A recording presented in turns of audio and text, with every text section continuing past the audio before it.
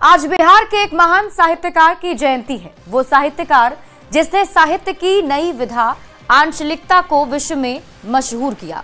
गांव देहात से लेकर प्रेम की बातें इन्होंने अपनी रचनाओं में की। उस साहित्यकार का नाम था फणीश्वर नाथ रेणु। आज रेणु की 104वीं जयंती है और इस मौके पर पूरा देश उन्हें याद कर रहा है।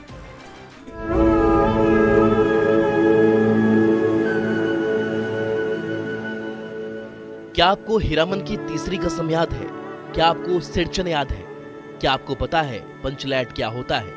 अगर इन सवालों का जवाब हाँ है तो आज आपके लिए गर्व का दिन है।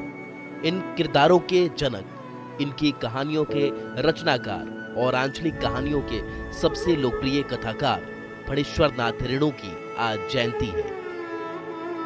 अगर रेणु होते तो आज 104 साल के होते, पर रेणु के जाने के बाद भी उनकी साहित्यिक धरोहर आज भी हमारी पीढ़ियों को एक नई दुनिया दिखा रही है। रेणु की लिखी मैला आंचल, पंचलैट, मारे गए गुलफाम आज भी हिंदी साहित्य के लिए किसी खजाने से कम नहीं है।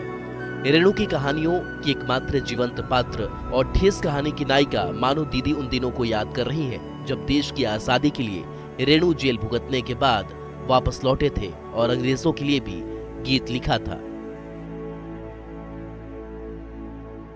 हे अंग्रेज तुझे कैलन, पाकिस्तान बना के गैलन, ऐसन सुंदर भारत के, ऐसन सुंदर भारत के बुड़बक बना के गैलन। बिहार में इस साल चुनाव होने वाले हैं और चुनावी नारे हर तरफ गूंजने लगे हैं। 1972 में अररिया में भी एक नारा बुलंद हुआ था, कह दो गांव गांव में अब की इस चुनाव में वोट देंगे नाव में। ये नारा था महान साहित्यकार फणीश्वर नाथ रेणु का, जिन्होंने विधानसभा चुनाव लड़ा पर धनबल, बाहुबल और जातीय गोलबंदी में असफल रेणु जी चुनाव हार गए। रेणु की कहानियों की तरह उनके जीवन में भी कई रोचक घटनाक्रम हुए। बात इमरजेंसी के दौरान की है, जब रेणु को आंदोलन में शामिल होने के कारण गिरफ्तार कर लिया गया।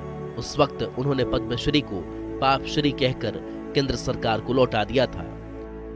राणाशाही के विरुद्ध संघर्ष में अपना सक्रिय योगदान उन्होंने दिया और आपातकाल के विरुद्ध आंदोलन में जेल गए तथा पद्मश्री का सम्मान पापश्री कहकर इंदिरा गांधी की सरकार को वापस कर दिया था। सतीश कुमार, न्यूज़ 18 अररिया।